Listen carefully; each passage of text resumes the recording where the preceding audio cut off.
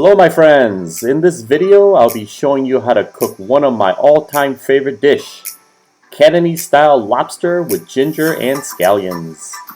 Instead of using a whole fresh lobster, I will be using lobster tails I bought from Costco. As you can see here, we have 4 small to medium-sized lobster tails. Let's go! First, I'm going to use around 6 to 7 scallions and cut them up around 1 to 1.5 inch wide like so, and place them on a plate. It's important to thoroughly wash your vegetables prior to cutting them. I already washed them in preparation for this video. I included details of measurements in the comments below for your reference. Next, I am going to slice up about half a ginger. Just to let you know, ginger is slightly peppery and sweet with a pungent and spicy aroma. A fun fact about ginger, it is loaded with antioxidants, compounds that prevent stress and damage to your body's DNA. They may help your body fight off chronic diseases like high blood pressure, heart disease, and diseases of the lungs, plus promote healthy aging. Also, I add garlic here. Fresh garlic is always the best to give out the best flavor. As you can see here, I'm smashing it. After I smash it, get rid of the skin. I'm going to go ahead and chop it up and put that also on the plate.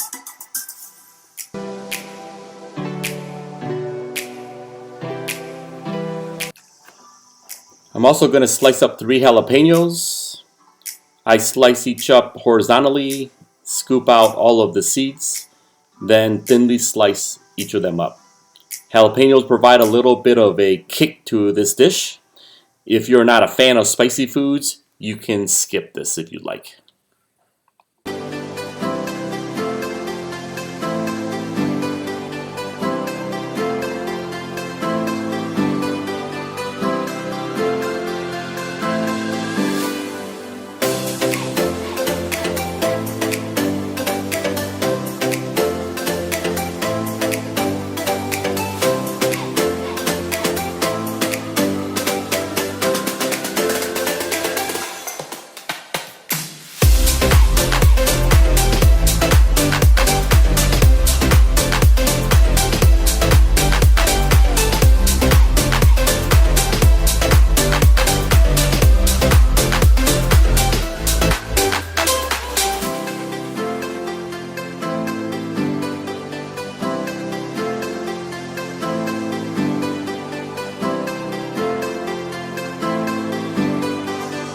Now I'm going to prep the lobster tails, and I'm going to cut them up into kind of like bite-sized pieces. A good rule of thumb is to simply slice them or cut them up right at the ridge, as you can see here. I'm going to do it for all 4 lobster tails, and you should be able to get around 5 or 6 cuts per lobster tail if it's a small / medium-sized lobster tail. Before we continue, I will give a very special shout out to my Chief Editorial Officer. She just happens to also be my 11-year-old daughter. Her passion is video editing. She's actually been doing it for the last couple years, and all of video editing that you see here was actually done by her. So great job. Keep up the great work. I know we've been doing this for a long time. Just kidding. This is actually our very first recipe video and second video overall. Okay, we're now going to go ahead and prep up the seasoning. We'll start off with the black pepper. We'll use 1 teaspoon of black pepper. And like I said earlier, these ingredients, measurements, will actually be in the comments below in this video. Next, we have the 5 spice powder. This is a very fragrant seasoning. Just to let you know, 5 spice powder has 4 main ingredients. I know it says 5 spice powder, but there's actually 4 main ingredients: cinnamon, fennel, star anise, and cloves. You can typically find this seasoning at any Asian grocery store. Now we are going to use 1 teaspoon of brown sugar, 1.5 teaspoons, somewhere around there. What are we going to use next? We are going to use salt. Half a teaspoon of salt is sufficient. In the video here, we use 1 teaspoon. I found it's a little bit on the salty side, so half a teaspoon is sufficient. And then next, what we're going to do is we are going to use 1 tablespoon of oyster sauce. You can also find oyster sauce at your nearby Asian grocery store. There we go. Rice cooking wine. We are going to use 1 tablespoon of rice cooking wine. And then light soy sauce. Important to use light soy sauce. Dark soy sauce tends to be on the darker side. The food comes out a little bit too much on the dark side if you ask me. And the light sodium one is really good, so it's not too salty. Alright, we're going to use 1 tablespoon of that. Now, those are the main ingredients for the seasoning side of it. And what we're going to do now is, you notice that I use a cup measurement here for the cornstarch. But after testing this out, we are actually only going to need a 1/4 cup. I used half a cup, or originally used 1 cup, and I realized that's way too much. Then I only used half of that, but I realized that actually half a cup of cornstarch is still too much. So we are only going to use a 1/4 cup, or you are going to use only a 1/4 cup. What you're going to do is take a 1/4 cup of the cornstarch and you're going to sprinkle it and then mix it well with the lobster tail. What the cornstarch does is it seals in the tenderness of the meat. Also, it actually preserves the flavoring later on when you actually deep fry it and kind of like cook it 3/4 of the way through deep frying. And then later on when you stir fry it, it'll bring out the flavor of the lobster tail. So what we're going to do now is we have my handy dandy wok. You don't have to use a wok if you don't want to, but I've experienced that I love using the wok. It brings out a lot of the aroma in the dishes as long as you can modify or actually control the temperature of your wok. So here I used 2 cups of vegetable oil, heated up. Now here's a little bit of a trick. I have a wooden chopstick here. I don't know if you can see it in this video here, but you can see. You heat it up to the point, it's supposed to be about 350°F, but you put a wooden chopstick there and you'll see it like a rolling bubble. If you can see bubbles rolling out of the chopsticks, you'll know that it's pretty close to 350 degrees.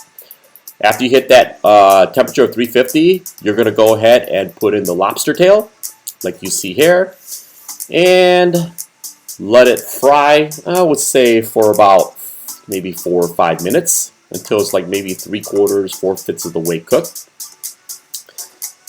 And I'm going to use my metal scooper here. I know I don't use a spatula, I'd rather use that. It's actually more convenient, easier to use for myself. And you're going to go ahead and rotate it slowly. Be very careful with the hot oil. Make sure it doesn't splash on yourself. And you notice that the lobster tail has turned a beautiful bright red color. That means that it is almost done. I'm going to slowly stir fry it a little bit, let it cook. And then what's going to happen next is when it's about 3/4 or 4/5 of the way done, I'm going to take the lobster and I'm going to transfer it. If you look on the left hand side there, you'll see like I have a metal bowl and I have a strainer also. I'm going to go ahead and take the whole dish and I am going to pour it into that strainer, get rid of the oil, so the lobster tail stays on the strainer. And what I'm going to do now is I'm going to go ahead and, well, I clean out the wok first, and then I put it back on the fire, let it heat up a little bit, and I'm going to take about 2 ladles or so of that oil, let it cook a little bit. And now it is time to bring out the aroma of all the seasonings. Starting with the ginger. Let it cook. Let all the great aroma come out of the ginger. Then I throw in the garlic. Let it cook a little bit here. And then I'm going to throw in the jalapeños. And then I'm going to stir fry it all together. All you need to do is don't burn any of the seasonings. But you can let it cook for about, it's about 3 or 4 minutes.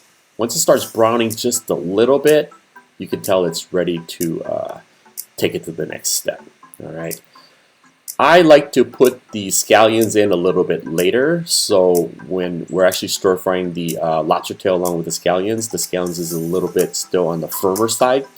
Provides a little bit of that crunch, but also you can get the fragrance of the scallions in the dish. All right, so I'm still stir frying it right now. After about 4 or 5 minutes or so, I'm going to go ahead and put in the lobster tail. There we go. Now I'm going to just stir fry it together. Hey, how do you like my flipping skills there? Not too bad. It's been a minute since I've actually cooked on a commercial scale. Now I'm going to throw in the scallions, and then we're going to toss it a little bit here. And I wish all of you could actually smell it through the video. It smells wonderful.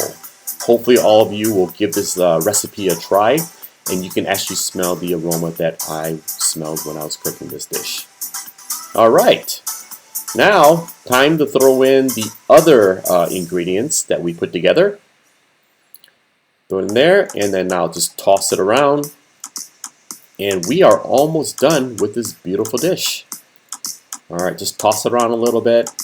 My recommendation is don't toss it the way I do until you practice. Practice makes perfect. In the beginning, just slowly toss it.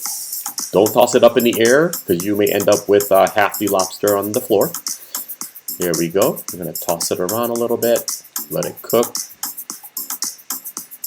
And I know typically you would be using, ideally you'll be using a whole fresh lobster that you can get at like Asian grocery store right now. But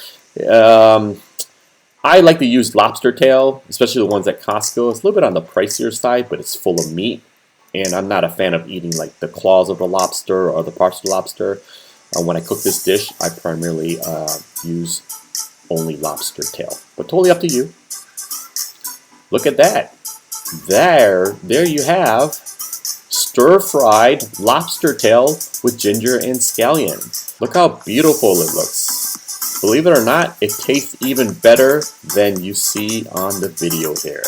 Alright, now it's time for me to take some pictures and showcase this dish here. Hope you enjoyed this video. Please, if you like what you see here, like, subscribe, and share this video with your friends. Thank you for watching. Please keep an eye out for my next video. Thank you.